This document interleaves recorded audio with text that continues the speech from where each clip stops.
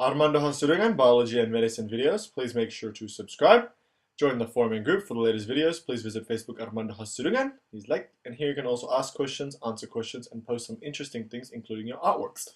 And you can also change the quality settings to the highest one for better graphics. In this video, we're going to look at the heart physiology and how the heart pumps out blood.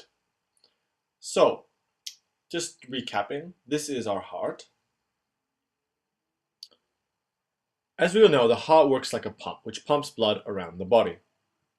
Let's have a closer look at the heart and the circulation of the blood coming to and from the heart. First of all, we'll look at a cross-sectional view of the heart. The heart consists of 4 chambers, if you remember. The right atrium, the right ventricle, the left atrium, and the left ventricle. These 4 chambers are important because blood passes through them within the heart. The ventricles are important because the ventricles are the one which essentially pumps blood out of the heart, and so they need to be strong. And so they contain most of the cardiac muscle cells, here in black. After oxygen has been used by the body tissues, the blood supply will be deoxygenated. It will be in low oxygen and it will have higher concentrations of carbon dioxide. This deoxygenated blood supply will then travel back into the heart through the vena cava, and it will enter into the right atrium. The blood will then go into the right ventricle. The right ventricle will then pump out the blood through the pulmonary artery towards the lungs, where it will be reoxygenated. So now the blood supply has oxygen in it. This reoxygenated blood supply will travel through the pulmonary vein back towards the heart and enter the left atrium. The left ventricle, which contains most of the cardiac muscle cells, will then pump this oxygenated rich blood through the aorta towards the rest of the body, to other body tissues. And so this circulation continues. The circulation from the heart, between the heart and the lungs, is known as a pulmonary circulation, and between the heart and the body tissues is known as a systemic circulation. Now, in order for the heart to eject blood or pump blood out, there is contraction of cardiac muscles, and this is triggered by action potentials. So let's have a look at the cardiac muscle cells. The cardiac muscle cells are different from the smooth muscles or the skeletal muscles, but they have some similarities. For example, the cardiac muscles are also striated, like the skeletal muscles. They contain 1 nucleus per cell, usually. So they're mononucleated. And it looks something like this. This is a magnified view.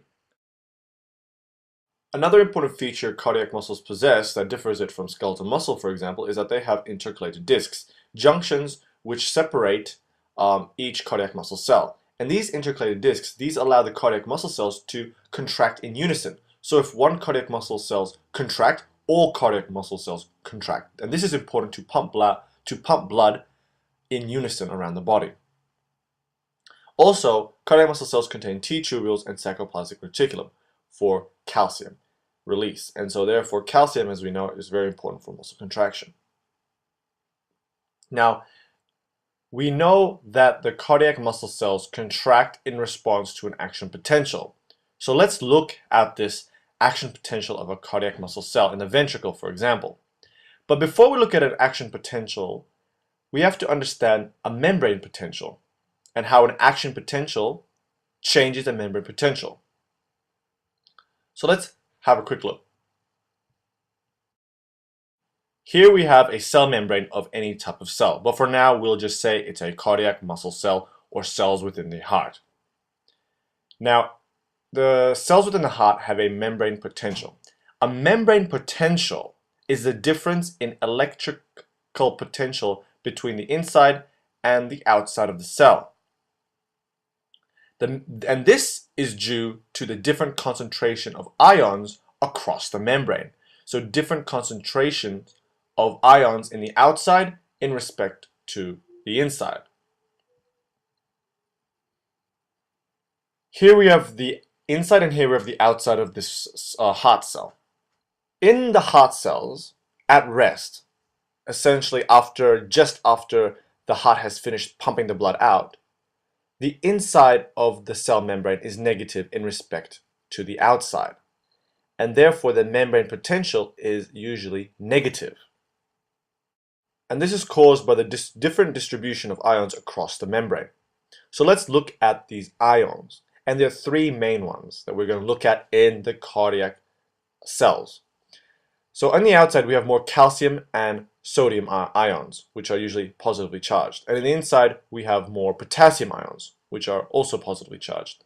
Now when these different ions move from one side to the other, they will change the membrane potential, of course. How do they move? Well, they move through these protein channels, protein pores. And so, therefore, when these ions move through these protein channels, specific protein channels, they will change the membrane potential. So, for example, here we have two protein channels for calcium ions. Calcium ions within the heart have two types of protein channels. They have an L type and they have a T type.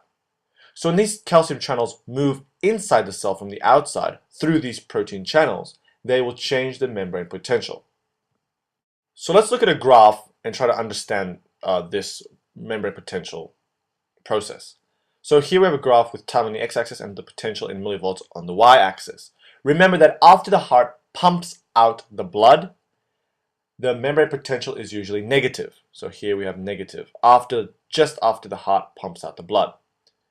But when these calcium channels open, for example, a T-type calcium channel opens, calcium will come in and will change the membrane potential to become more positive. And if the other calcium channel opens, the L-type calcium channel, this allows more calcium to come in and so change the membrane potential to become even more positive.